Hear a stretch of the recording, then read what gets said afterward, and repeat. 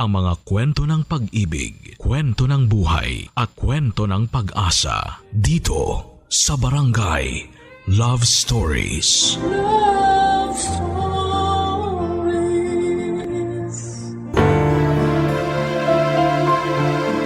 Marami sa atin ang araw-araw na nakikipagsabayan sa agos ng kahirapan. Parang walang katapusang karera habang ang presyo ng bigas, gulay at pamasahe ay pataas ng pataas. Ang sahod naman ay tila nananatiling nakaidlip. Marami ang natutong humawak sa dasal at umaasang balang araw ay makakaahon din, matitikman din ang kahit kakapiranggot na ginhawa. Ikaw, kabarangay, kailan mo nasambit sa sarili mo na all is well pa rin? Kahit halos lahat ay tila hindi na maayos.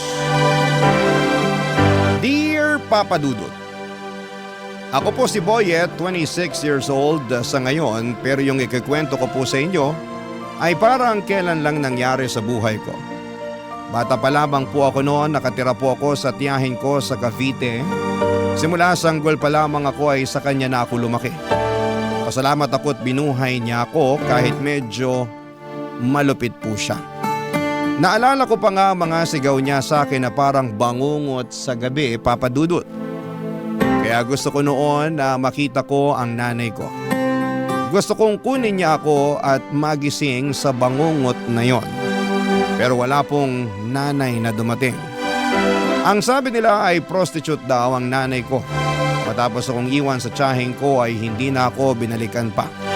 Kaya walang araw na hindi ko tinatanong ang sarili ko kung mahal ba ako ng nanay ko. Kasi wala naman sigurong nanay na iniiwan lang ang anak. Kaya naman tinanggap ko rin ang sinasabi nila na patay na siya para mapanatag ang kalooban ko. Na kaya ako hindi binalikan ng nanay ko dahil wala na siya sa mundo. Walang gabi na hindi ako umiiyak noon, Papa Dudut. Tinatago ko ang pag-iyak ko dahil tinutokso nila ako na mahina daw ako. Nang payatot at iyakin. Bakit ba kapag lalaki hindi pwedeng umiyak? Tao naman tayo. Marunong tayong umiyak kung nasasaktan. Dahil sa mga dinanas ko sa tiyahin ko ay nag-ipon ako ng pera galing sa pangangalakal ko. Gusto kong makaipon ng pamasahe. Gusto kong pumunta ng Maynila. Oo nga't gusto kong paniwalaan na patay na ang nanay ko para mapanatag ang loob ko na mahal niya ako at hindi iniwan. Pero may parte pa rin sa puso ko na nagsasabing buhay siya at gusto ko siyang hanapin sa syudad. Lumuwas ako ng Maynila kahit na 10 years old pa lamang ako. Dala-dala ko ang mga pag-asa na sana'y makita ko ang nanay ko. Nang makarating ako sa Maynila ay sobrang takot ang naramdaman ko. Ang laki-laki, ang lawak at ang lahat ng tao ay parang hindi ko mapagkakatiwalaan. Unang gabi ko ay tumambay lamang ako sa labas ng simbahan. Hindi ko na matandaan kung anong simbahan yon. Pero nagdasal ako na sana'y gabayan niya ako. At sana'y walang mangyaring masama sa akin at makita ko ang nanay ko. Nagdaan ang maraming araw, linggo at buwan hanggang sa nakilala ko si Manong sa isang squatter sa Makati, Papa Dudut.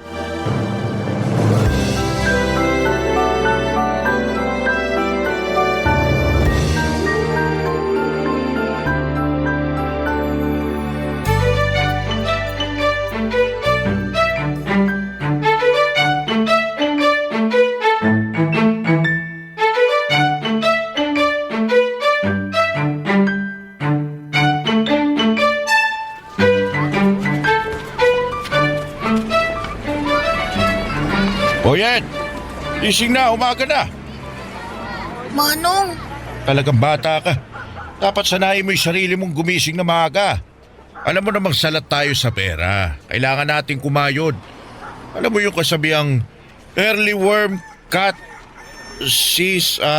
early bird catches the worm. O, tinuro yun ng teacher ko dati. nakapag-aaral po kayo, Manong? Ba, syempre. Graduate ako ng elementary. Pero di na ako high school. Bakit po? Ako na yung ini-interview mo eh. Medya ka ba? Ano po yung medya? Yung nagre-report. Yung nagbabalita sa TV. Saka sa radyo, sila yung nagsasabi ng totoo. Oh, di ba? Alam nila yung totoo eh.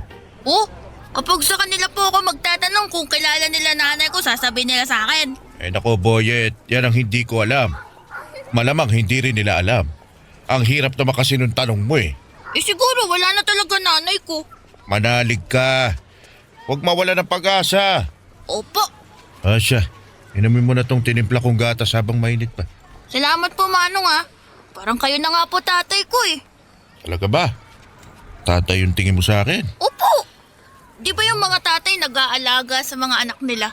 Eh, pinagtitimplan niyo ako ng gatas eh. Ginising niyo ako para lang ipainom sa akin to. Ay nako, sige na. Oh. Ako na tatay mo. Pero Manong pa rin yung itawag mo sa akin ha. Baka pagkamalan talaga akong anak kita. Hindi na ako makapanligaw niyan. Opo Manong. Eh yan, mabuti nang nagkakaintindihan tayo. Eh, Manong, salamat po sa pagkup-kup niyo sa akin ha.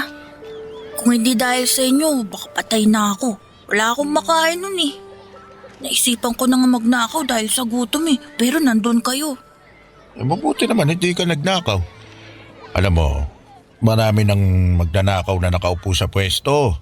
Kaya hindi umuusad yung buhay dito sa Pilipinas dahil sa kanila eh. Talaga po, Manong? Oo, yun ang sabi ng teacher ko dati dun sa elementary.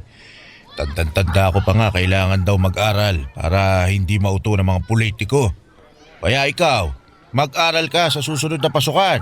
Opo, sige po. Maayos ka. Kita mo naman dito, maraming halang ang kaluluwa kasi salat sa buhay. Walang makain. Sabi ko naman sa'yo na mag-ingat ka rito kasi tuso ang mga tao. Hindi natin masisisi kasi pinagkaitan ng mga tao dito. Hindi mo masisisi na ganito yung ugali ng mga tao kasi walang-wala. Kailangan mabuhay. Kaya ikaw, mag-aaral ka. Opo, Manong. Oh, maayos ka, Boyet ha. Dapat asal tao, di hayop. Ibig sabihin nun, maging mabait lang ako. Wala mo na pa pala eh. Pero, maiba ako. Talaga bang ayaw mo nang bumalik dun sa kamag-anak mo sa Cavite? Ayoko na po, Manong. Eh, baka may ginawa kang masama, kaya ka naglayas. Ayoko talaga sa tao yung sinungaling eh. Manong, hindi po ako nagsisinungaling. Gusto ko po talagang makita ang nanay ko. Hindi ko nga alam kung saan ko siya hahanapin pero andito daw po siya sa Maynila. Napakalaki ng Maynila. Di po, may picture naman po ako ng nanay ko eh. Kung makikita ko siya, sigurado makikilala ko yun. Eh dapat kapag nakita ka niya, maging proud siya sa'yo. Kaya mag-aral ka sa susunod na pasukan, ha? Opo, masusunod po. Papadudot nakatira kami sa pinagtagpi-tagping yero pero ramdam kong nakahanap ako ng tatay sa piling ni Manong. Kahit walang maayos na bahay, mainit, marumi, pero para sa akin ay may pag-asa dahil kay Manong. Matandang binata si Manong, wala siyang asawa at wala ding anak. Dahil wala nga siyang anak kaya ko na ang itinuring niya na parang sarili niyang anak. Ang sabi niya sa lugar na gaya ng squatter ay tuso ang mga tao. Hindi dahil masama sila kundi dahil lahat ng tao sa paligid ay pinagkaitan. Walang araw at gabi na hindi na ako pinapangaralan. Sabi niya kahit mahirap dapat ay matuto pa rin akong maging matinong tao. Pinag-aral niya ako at binilhan ng lapis, papel at gamit sa eskwelahan. Sobrang saya ko talaga, papadudot. Inihatid pa niya ako sa eskwelahan at sinisigurong okay lang ang unang pagpasok ko. Naramdaman ko na kahit na hindi kami magkadugo ay mahal niya ako. Ngunit tulad ng karamihan sa mga bata ay naging pasaway din po ako. Hindi na ako natutuwa sa lapis at papel dahil sa mahirap palang mag-aral. At marami akong nakakaaway na kaklase ko at maging sa ibang section at grade. Hindi naging safe sa akin ang eskwelahan dahil isa pala siyang malaking arena na samot-saring mga bata na iba-iba ang ugali. May matalino, may hindi binayayaan ng talino, may mabuti at masama na sa tingin ko ay hindi naturuan ng tama ng magulang o sadyang spoiled lamang at gustong manghamak ng ibang bata. Hindi ako naging masaya tuwing pumapasok ako, papadudot. Kaya hindi ko sinabi kay Manong na hindi na ako pumapasok. mas pinili kong magkalakal muli. Mas pinili kong gumala para maghanap ng pera. Kung magkaroon man ako ng kaaway ay hindi ko na kailangan pang magpaliwanag sa teacher. Ang importante sa akin ay makahanap ako ng pera. Hanggang sa isang araw, hindi na naitago ang ginagawa ko. Pinatawag pala si Mano ng teacher ko na hindi ko alam. At sa gabing pag-uwi niya ay nakita kong galit na galit si Manong sa akin, Papa Dudut.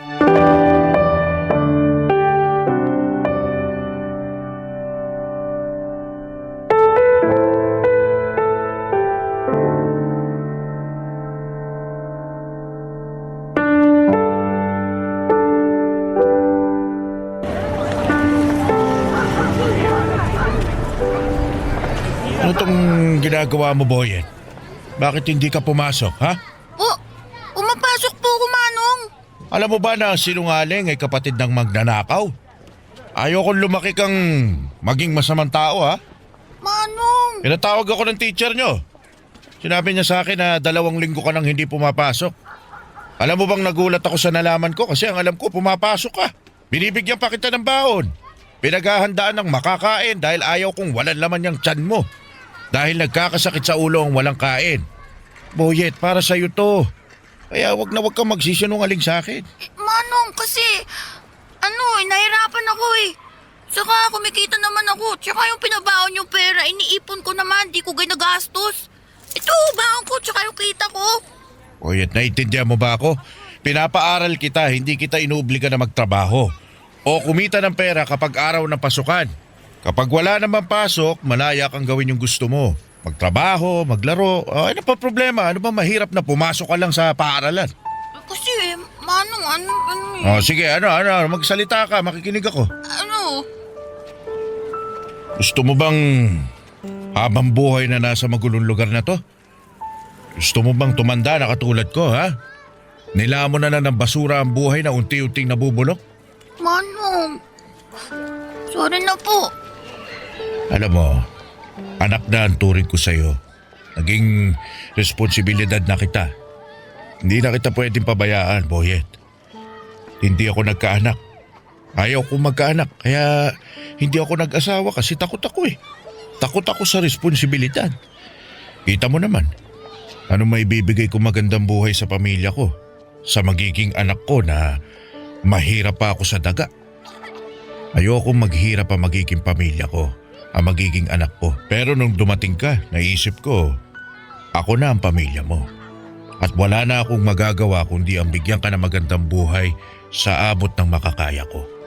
Kaya kita pinapaaral kasi ito ang aahon sa iyo sa kahirapan. Magkaroon ka ng ibang buhay. Huwag kang gumaya sa akin. Kasi ayokong tumanda ka na katulad ko. Manong, pasensya na po talaga. Kasi po, ang hirap-hirap naman po kasi mag-aral eh. Marami po ako nakakaaway na mga bata. Di tapangan mo. Hindi pwedeng basta-basta ka na lang susuko. Ilaban mo yung sarili mo. Hindi ko naman sinasabing makipagsuntukan ka sa kanila. Sinasabi ko, umiwas ka sa gulo. Hindi mo naman ikagagaling kung papatulan mo sila eh. Lagi mong isipin na nasa paaralan ka para mag-aral. Para maging mabuting tao. Para paglaki mo, pwede kang pumili ng kahit na anong gusto mong maging. Pagsusumikapan ko. Pero yung kaya ko lang ha. Pwede kang maging security guard. Parang pulis lang din po yun pero nakatayo lang. Pero astig pa din. Tama. Basta wag lang maging katulad ko. Pwede ba yon? Opo. Ipangako mo sa akin ha? Opo, pangako po, Manong. Alam mo, may request ako sa'yo. Ano po yun, Manong? Magpapamasahe po ba kayo? Sige po, handa po ko. Ito naman, iba yung request ko. Ano nga po? Pwede bang tawagin mo akong tatay? Po? Ayaw mo ba? Naku, gusto ko po. Gusto ko. Tatay. Simula ngayon, ako na ang tatay mo. Opo, tatay. Gusto ko umakyat sa stage kasama mo kapag graduation mo na, ha? Ano po yung graduation? Kapag tapos ka na ng elementarya. Tapos ka na rin ng high school. Tsaka kapag magka-college ka na. Ang dami po palang graduation, no? Ang dami ko po palang pag-aaralan. Ba't ganyan yung mukha mo? Ang sasabi mo lang kanina, pinangako mo mag-aaral ka mabuti. Wala na, pasubo lang po ko Basta nandito lang ako. Naalalayan kita. Salamat po. Nang gabing yon ay hindi ako makatulog, Papa Dudut. Sobrang mahal ako ni tatay. Pinili niya akong kupkupin at pinili niyang ituwid ang buhay ko. Pinili niya akong mahalin at gusto niyang alisin ako sa kahirapan. Kaya naisip kong hindi ko dapat sayangin ang pagkakataon na ibinigay sa akin ni tatay. Doon ko ipinangako sa sarili ko na magbabago ako dahil gusto kong maging proud siya sa akin. Gusto kong mapatunayan sa kanya at sa sarili ko na kaya kong lumaban. Kahit mahirap, kahit galing sa basura, ay may mararating din sa buhay. Noon ay hindi pa talaga malinaw na ang mga ginagawa ng mga bata sa akin ay isang klase ng pambubuli. Pero sabi ni tatay ay iiwasan ko na lamang ang mga yon at dapat mag-focus ako sa pag-aaral. Kaya naman sinunod ko yon, Papa Dudut. Pero hindi ko pa rin maiwasan na may mga masamang bata na inaaway ako. Minsan umuwi akong may sugat pero hindi ako sumuko. Araw-araw ay sinasabi ko sa sarili ko na baka bukas ay hindi na nila ako aawayin. Bawat pagpasok ko sa school ay parati akong nagdarasal na sana'y walang mambubuli sa akin at sana'y hindi ako pagagalitan ng teacher dahil hindi ko na naman naintindihan ang mga itinuro niya. Gusto kong maging mabuting estudyante. Gusto kong makatapos para sa pangarap ni tatay na makaakyat sa stage kasama ko. At syempre, naging pangarap ko na rin talagang makagraduate, Papa Dudut. Barangay Love Stories. Barangay Love Stories. Papa Dudut, araw-araw kong pinapatatag ang sarili ko. Ang nasa isip ko na lamang ay huwag biguin ang sarili ko at ang tatay na matupad ang pangarap naming dalawa. Kahit na walang araw na hindi talaga ako nilalapitan ng mga bully ay tuloy lamang ako sa pagsusumika para makuha ang diploma sa elementarya. Paunti-unti lang ang goal at doon ako nakafocus. Tinapangan ko talaga sa bawat pagsikat ng araw at sabi ko na sa gabi wala na naman ang mga bully at kasama ko naman si tatay. Pero ayun na nga, sa school ay sobrang hinahamak talaga ako. Kesyo nakatira ako sa basura, sa squatter, nangangalakal at ang baon ko ay galing daw sa basura. Kahit ano pang sabihin nila, iniisip ko na lamang na may pera naman sa basura at may pupuntahan itong pagsusumikap ko sa pag-aaral. Ngunit isang araw, ibang bully naman ang dumating. Nagkasakit si tatay, ibang klase palang bully ang sakit. Kailangan mo ring tapangan at buksain para magpatuloy sa buhay. Ilang linggo na siyang nangihina at kahit sinasabi niyang pumasok ako sa paralan ay mas pinili kong alagaan siya. Hindi pwedeng basta-basta ko na lamang pabayaan siya dahil alam kong hindi madali ang buhay kapag may dinaramdam, Papa Dudut.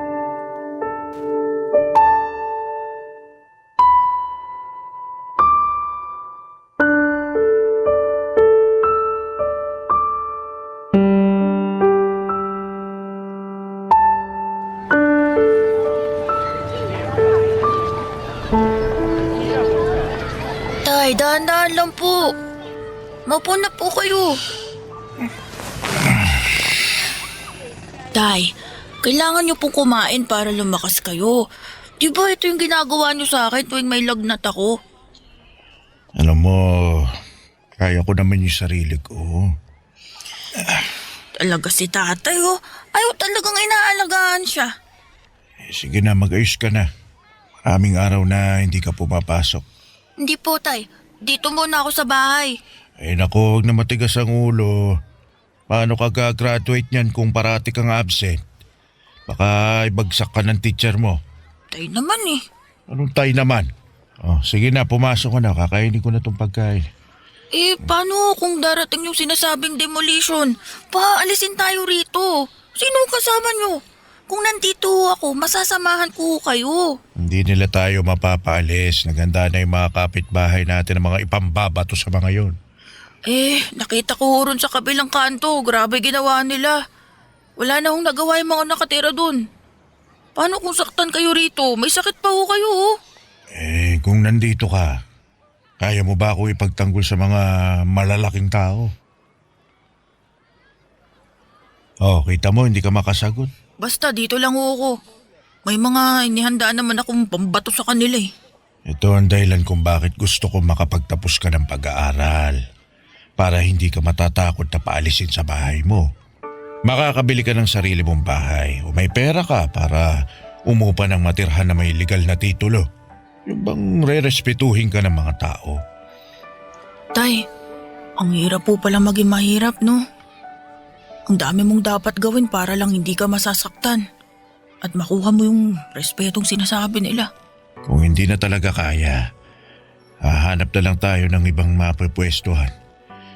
Siguro mas makakatulong sa mga tao yung itatayong barangay complex dito. Grabe naman po pala sila. Wala, ganun talaga eh. Oh, Tay, okay lang po ba kayo? Oo naman. Sige na, mamaya ako na ito ubusin. Tay, yung totoo. Mukhang kailangan ko lang maiga ulit. Sige oh. Salamat, Boyan. Baka nabinat ho kayo kakaisip sa demolition na yan. Siguro, pero okay lang ako. Tutulog ko na lang to, mawawala rin. Lalakas din ako. Sana po eh, bumalik na sa dating lakas ang katawan nyo, Tay. Galing ako, anak. Tay, mukhang ito na ho yung demolition. Titingnan ko sa bintana. Tay, ito na nga ho yung demolition. Tay! Uy, Tay, gising! Tay, kailangan na nating lumabas. Tay! Tay, wag na ho kayong matulog. Kailangan na nating lumabas ng bahay. Tay, bakit parang hindi ka na humihinga? Tay! Tay naman, gumising ka na! Promise, papasok na ako. Hindi na matigas ulo ko. Gising na, Tay! Gising, Tay! Tulong nga! Ang tatay ko! Tulong! Tulungan niyo ako! Tay, hindi ka pwede mawala. Akyat pa tayo sa stage sa graduation ko. Tay! Tay, wag mo ko iwan! Tay! Tay! Tay! Papa Dudut, sobrang sakit balikan ng araw na yon. Lahat nagkakagulo dahil sa demolition habang binawian ng buhay si Manong, ang tatay ko. Kaya naman sobrang galit na galit ako sa mga taong nag-demolish sa squatter. Para kaming mga ipis na pinupuksa na lamang at pinapalabas sa aming mga lungga na parang basura sa lipunan na walang karapatang mabuhay ng may dangal. Tandang-tanda ko na kahit na hindi man natuloy yung sabi nilang end of the world noong 2012, para sa akin ay parang natapos at gumuho talaga ang mundo. Hindi ko alam kung kaya ko bang mabuhay na wala si tatay. Bakit ganon sila sa mahihirap? Pinapalis nila sa lupang yon para tayuan nila ng barangay hall, health center at basketball court. Bakit hindi kami tulungan na bigyan ng marangal na buhay? Nagsumikap kami araw-araw at hindi po kami batugan. Sana yung gobyerno ay nakita ang hinaing ng mga taong gusto lamang ng may masilungan at matawag na tahanan.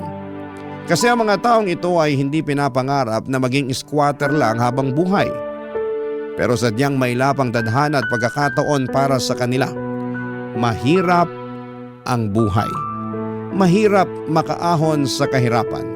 Kahit sobrang sakit sa loob ko kasi hindi ko matutupad yung pangarap namin ni tatay, huminto ako sa pag-aaral kasi kailangan kong unahin ang kalam ng sikmura ko kesa sa pag-aaral. Pasalamat na lang ako dahil sa paghihikayat ni tatay na mag-aral ako ay natuto naman akong magbasa at magsulat. Pero syempre hindi ganon kalawak ang pag-intindi ko sa mga bagay-bagay. Basic lang at marunong din akong magbilang kaya alam kong humawak ng pera. At dumating ang isang bagay na masasabi kong mas malaki ang kikitain ko kesa sa pangangalakal. Ibang kalakal na ang ginagawa ko kahit 15 years old ako noon. Pinasok ko ang pagbebenta ng katawan. Nagbigay ako ng aliw sa mga parokyano. Wala akong pinipili. Tama. Nagaya ko sa nanay ko. Ang kaibahan lang ay hindi ako nabubuntis kasi lalaki ako. Sa bago kong trabaho ay nakagawa ako ng sarili kong maliit na bahay sa isang squatter din. At sa bawat oras, hindi ko makakalimutan si tatay. Parating pabalik-balik sa utak ko ang sinabi niya sa akin na kailangang maiba ang buhay ko. Hindi pwedeng mabubulok ako sa squatter. Kalaunan ay nakapagtrabaho ako sa bar at doon ko nakilala si Nelia na naging girlfriend ko. Pareho kaming hamak na isang mamitang nagbibigay sa amin ng customer.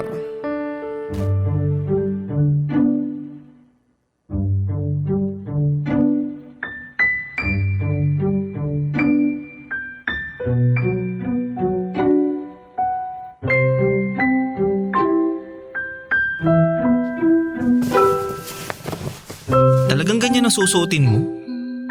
Masyadong maiksi naman, babe. Babe naman, parati mo na lang akong sinasaway. Sa trabaho natin, kailangan presentable tayo. Alam mo naman, puhunan natin ang ating mga mukha at katawan. Dapat maayos ang forma natin, no? Alam ko naman yun, pero sana... Ay naku, sana naman kaya ito mapupunta. Ayokong makipagtalo sa'yo, ha? Ay, ayokong malasin ang gabi natin. Nelia, hihingi sana ako sa'yo ng pabor eh. Ayan ka na naman. Gusto mo talaga maging manang ako sa harap nila? Paano ako kikita ng pera?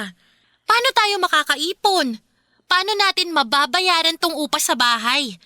Sabihin mo nga sa akin, babe. Alam ko naman yan. Ang sa akin lang, sana bawas-bawasan mo yung pagtanggap ng customer na... Na ano? Na ikakama ako. Diretsahin mo na. Babe, bago pa lang tayo maging tayo, ganito na trabaho ko. Ganito na si Nelia. Ganito na trabaho ko. Isang babaeng bayaran. At ganyan ka na rin. Ito talagang ayaw ko eh. Kapag ikaw pwedeng mangialam, kapag ako hindi. Iba kasi yung... Anong pinagkaiba? Pareho lang naman tayong nagbebenta ng katawan, Boyet. Kailangan natin to kasi hindi tayo nakatapos ng pag-aaral. Wala tayong makukuhang ibang trabaho na magbibigay sa atin ng malaking datong. Wala! Kaya wag na natin pag-usapan to. Ang mahalaga, mag-ingat tayo sa ginagawa natin. Pasensya na talaga. Hindi ko lang maiwasang magselos eh. Nako, hindi nakakain ng selos-selos na yan. At wag ka nga magselos. Trabaho lang naman lahat ng to eh. Parang artista. Aarte ka lang, paghusayan mo gaya ng gusto ng customer.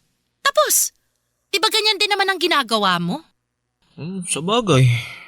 Iniisip ko lang na nagamit man nila ang katawan ko. Pero hindi naman ang kaluluwa ko. Ang lalim naman nun, babe. Kaya sana maipasa ko yung exam ko. Para makatapos ako kahit senior high man lang. Para makahanap din ako ng ibang trabahong matino. Gusto ko na kung magkaanak man tayo balang araw, magiging maayos na ang buhay natin. Mabibigay ko sa magiging anak natin ang buhay na maganda. Yung hindi naghihirap. Yung kaya natin suportahan kung ano yung gusto niya. Pag-aaralin natin yun hanggang kolehiyo. Ang taas talaga ng pangarap mo, babe. Pero tama. Ayoko rin maranasan ng magiging anak natin ang hirap sa buhay. Naghihirap na nga tayo. Ipapamana pa ba natin sa kanilang ganitong buhay?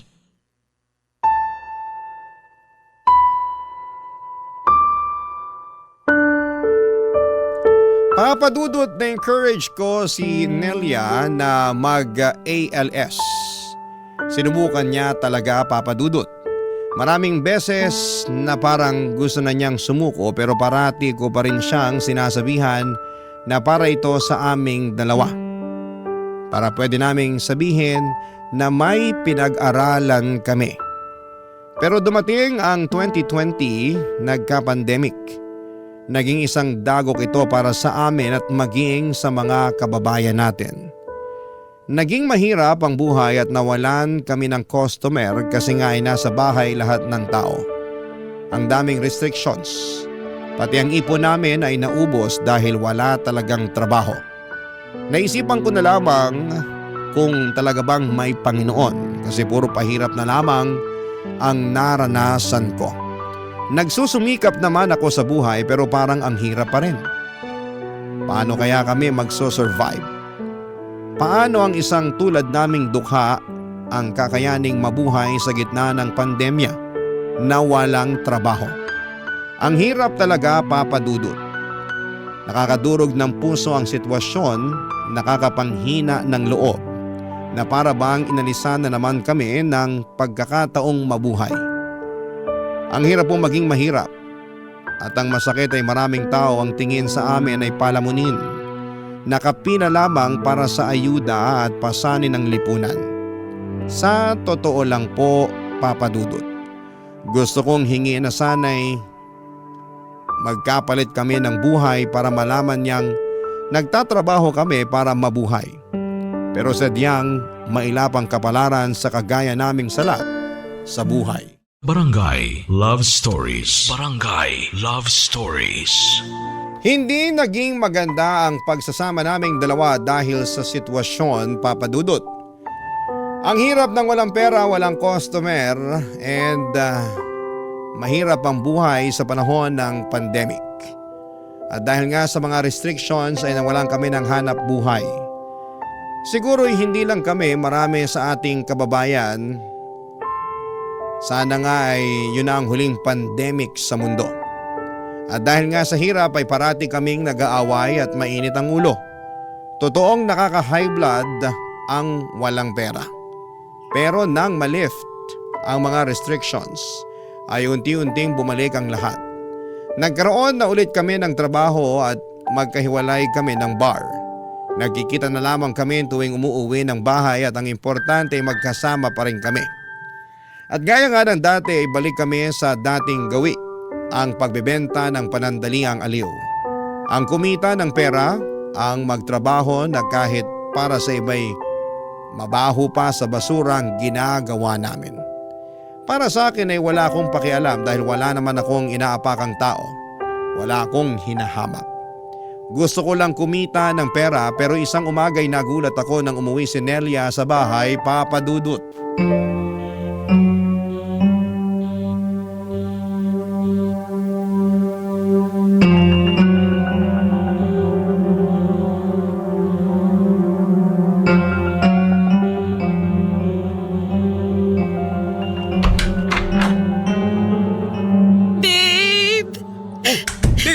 Ano nangyari sa'yo? Teka, may mga pasa ka. Sino may gawa sa'yo nito, ha? Babe, nakakatakot siya. Sinaktan niya ako. Sino? Ba't ganito ginawa niya sa'yo, ha? Yung customer ko. Matapos niya akong pabuyin, balak niyang hindi ako bayaran. Kaya umalma ako, pero sinampal niya ako ng malakas. Tumilapon ako sa kama. Tinadyakan niya ako. Pinagsusuntok. Ang sakit. Ang sakit-sakit, babe. Hayop siya. Kilala mo ba yon? Hindi. Hindi ko kilala. Pero kapag nakita ko siya, mamumukan kong demonyong yon. Bakit nangyari sa'yo ito? Kung alam ko lang na ganun siya, hindi na ako sumama sa kanya. Ayoko na. Ayoko na sa lintik na buhay na to. Nakakapagod. Pasensya ka na, Nelia. Kung nandun lang sana ako eh. Naipagtanggol sana kita eh. Ang dami nitong mga sugat at pasamo. Mawalang ya talaga sila.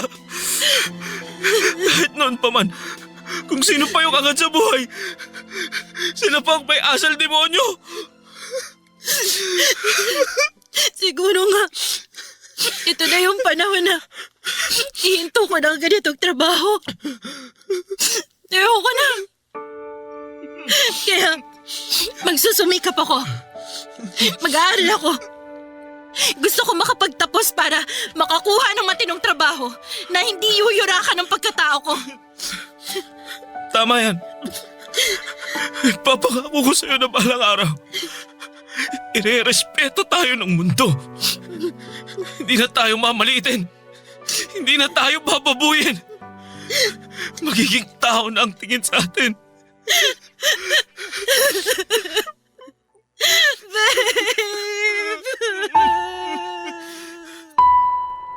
Ilang linggo ring nagpagaling si Nelia sa mga natamo niyang sugat at pasa, Papa Dudut. Sobrang nakakagulat na may tao talagang gagawa ng ganon. Pasalamat na lang ako at hindi niya tinuluyan. Nakakasama pa rin ng loob, bagamat masaya pa rin ako dahil nakakasama ko pa rin ang babaeng mahal ko.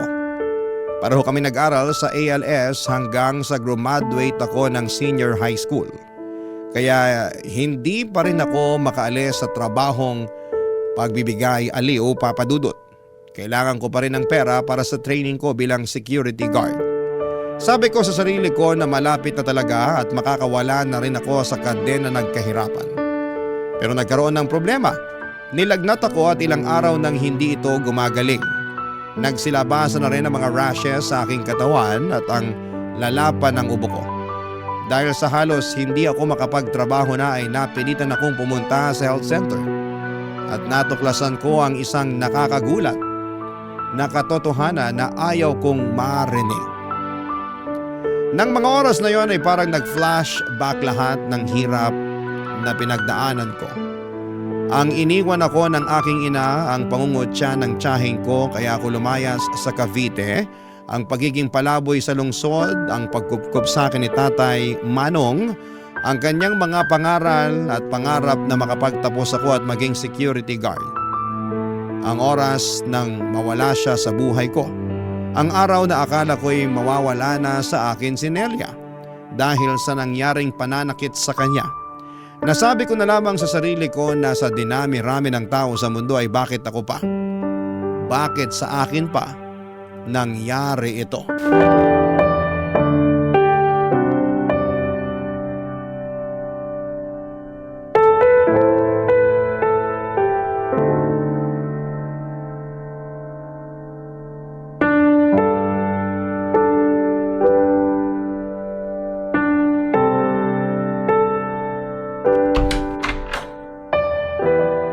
Babe, ang tagal mo namang bumalik.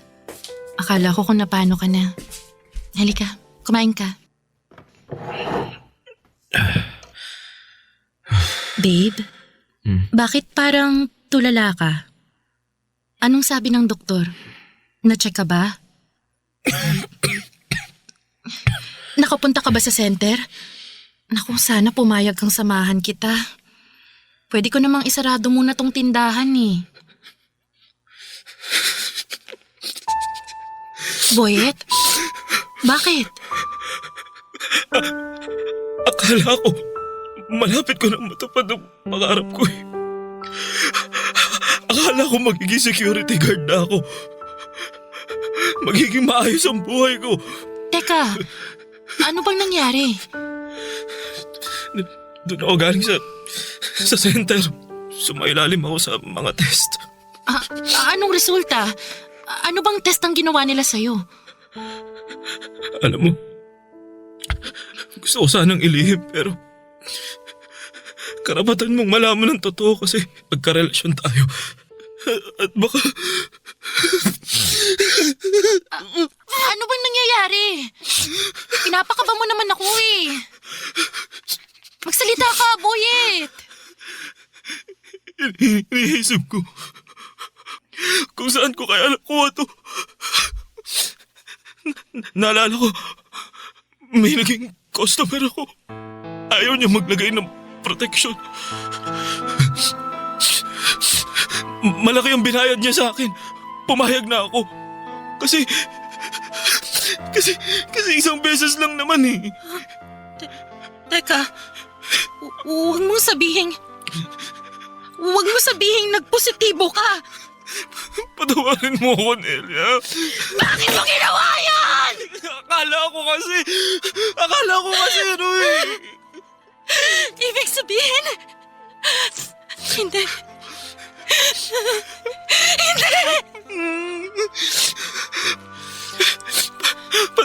Patawad, Nelia. Patawad.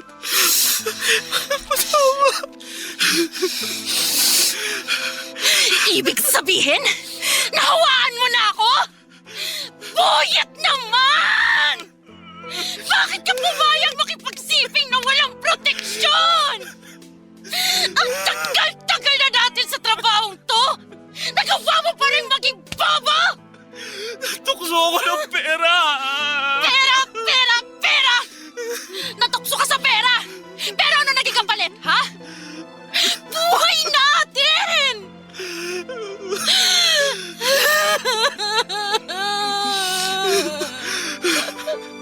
Ayoko, Boyet!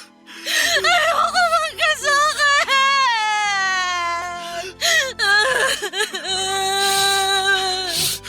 Ayoko magka-AIDS!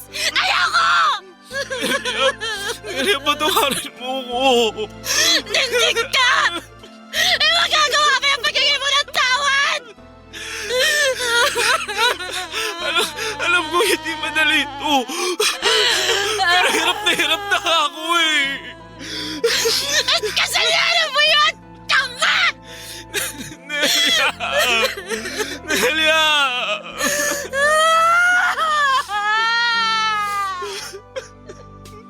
Nindig na buhay ito! Kailan ba tayo lulubayan ng malas? Kapag wala na tayo sa mahirap na mundong to! Nelia, hindi tayo mamamatay. Ha? Sabi ng doktor, hindi ito katapusan ng buhay natin. Sabi niya, pumunta ka rin sa center para mapatest ka rin. Pareho natin gagamutin ang mga sarili natin. Malalabanan natin to. Lalaban tayo, Nelia. Lalaban tayo, Nelia. Ha? Lalaban tayo.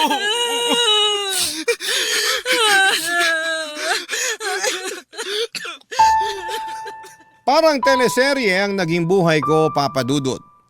Masalimuot, pero kahit ganito ang nangyari ay nagpapasalamat pa rin ako dahil may pag-asa pa rin.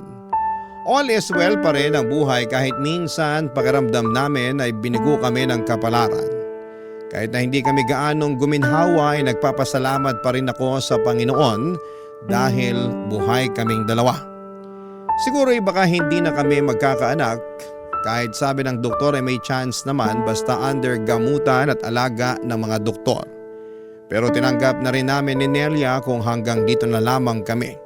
Masaya pa rin ako dahil kasama ko si Nelia at nagagawa naming mamuhay ng normal araw-araw. Ang mahalaga ay hindi namin nakakalimutang inumin ang gamot. Naging SG din po ako, Papa Dudut. At si Nelia naman ay nakapagtapos ng senior high school pero hindi na siya nagtatrabaho. Focus siya sa aming sari-sari store. Kahit maliit lang ang kinikita ay maayos naman ang naging takbo nito. Ang importante sa ngayon, Papa Dudut, ay buhay na buhay kami at may mga NGO na handang tumulong sa katulad namin. Sana sa mga nakikinig sa programa ninyo ay gusto kong ipaabot sa lahat na sana'y huwag kayong mandiri sa mga taong may HIV dahil hindi naman nakakahawa ang HIV kung walang sexual contact at blood-to-blood contact. Hindi nakakahawa ang HIV kapag nakikipagkamay, paggamit sa isang baso, pag-upo sa tabi ng isang may HIV, paglangoy sa swimming pool, sa ubo at sipon. Sana'y maging malawak ang kaisipan natin at sana'y napulutan ng aral ang naging buhay ko ng ating mga kabarangay. Ang inyong kapuso at kabarangay forever, Boyet. Anong say mo sa Barangay Love Stories na ito? Pagkwentuhan natin sa comment section yan.